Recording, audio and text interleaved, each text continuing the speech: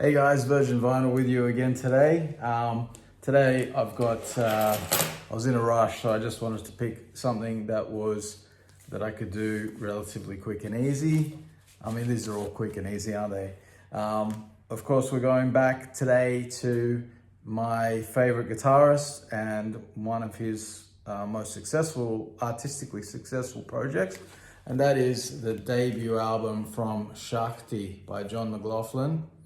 Or the band was put together by John McLaughlin with Indian musicians, traditional Indian musicians. And I think this is an absolute masterpiece, released on CBS. This is a original Holland pressing from 1976. Here we go, outside of the sleeve there. We've got the guys on the back there. You've got L. Shankar on violin, R. Raghavan on midrangam. I don't know. I'm not going to say all these. Zakir Hussain on tabla, of course, is also very well known. So L. Shankar, of course, would go on to have a successful career and play with people like Peter Gabriel and stuff like that. He played also in the One Truth Band, which John did after this, later in the 70s, it was like 2 years later. And this is like, for those of you who don't know this is like, it's traditional Indian music. John studied it at length and in depth and immersed himself in Indian culture. And you know, what we have here is the raga style of Indian music, which is, you know, highly complex rhythmical patterns that are built up together and mixed with, you know, improvisation, jazz style improvisation from John McLaughlin, and him absolutely burning up the acoustic guitar. I mean, ripping it apart. I mean, it's some of the most ferocious acoustic guitar playing you'll ever hear. But it's also very beautiful, at times very gentle, and at times really explosive.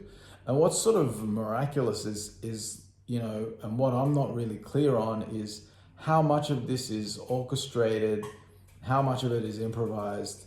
It's hard to tell because, you know, if it's orchestrated, these Indian musicians are not trained at that time anyway. These days they are, but at this point in time, they were trained in the Indian style of, you know, learning music, and that wasn't like with written music in the Western style and in the Western tradition. So some of the complex lines that John has written or composed, I don't know how the hell they would remember all those changes, and, you know, be able to just like, and if they're not remembering them, the improvisation, like put it this way, if it's remembered, it's incredible, and if it's improvised, it's also incredible, because like, how are they able to just shift like that, shift gears so incredibly and perform these elaborate rhythmical patterns and changes, you know, and John's playing, this is, you know, it's aggressive and intense. He still has that Mahavishnu intensity here, but now it's on the acoustic guitar, and it's just fireworks galore. I absolutely love this. I think on the next two albums, the production is much better. This is a live recording. This was recorded live at Southampton College, July 5th, 1975, and then mixed at Columbia Studios in New York. So like the sound quality isn't as crystal clear as you would get on like the third album, Natural Elements, which is really, really cool, and sort of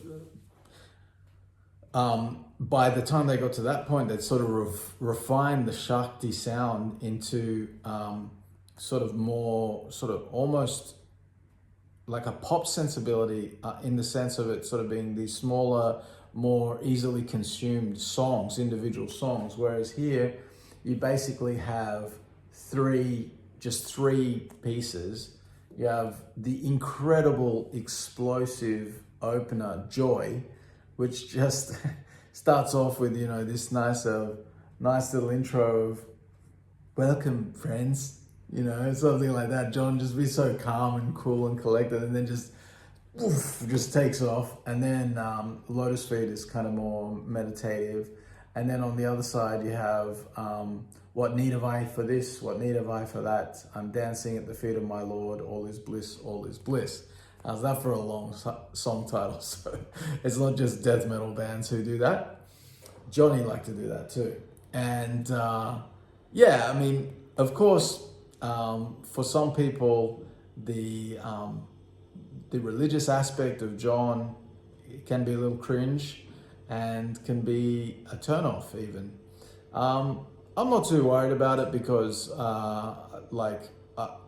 for me, it's all about the music, and the music is in itself is transcendent. It's incredible musically, and it takes me places that I want to go. So I don't need to be, a devotee of Sri Chinmoy, his guru, or any of the sort of Indian religious traditions to enjoy this music. And I'm not like, it's not like I'm chasing world music or something, and I'm not the hugest fan of just everyday traditional Indian music, but I'm a fan of music when it's played at such a high level, and it doesn't matter where it's from, and when you combine it with a master like John McLaughlin and his compositions and arrangements, you combine that with the absolute, top, like these Indian musicians are top class, some of the best musicians in India at the time. And it just is a magical combination, absolutely magical. And for me, this is groundbreaking stuff. The other album I like, this is probably my second favorite. It used to be my favorite, but I think I've come to like the third one the most. When I go to America in July, I've been buying a whole bunch of records and sending them to my dad's place. He lives over in the States, so when I visit him, I've already got about 18 records waiting for me over there, and I'm hoping to pick up some more in the meantime, and when I get over there, and make it impossible for me to bring my luggage back. But one of those records that I've picked up is the third one of these, and I'm really Natural Elements, right? That's what it's called. That one's probably my favorite nowadays, but just because, I think they do everything that you get here, you get in a more sort of concise, tight, and more direct package, I think, and it has beautiful, masterful recording, production. So sounds really good on that album. Whereas here, because it's live, and at times it sort of the sound can get a little bit muddy.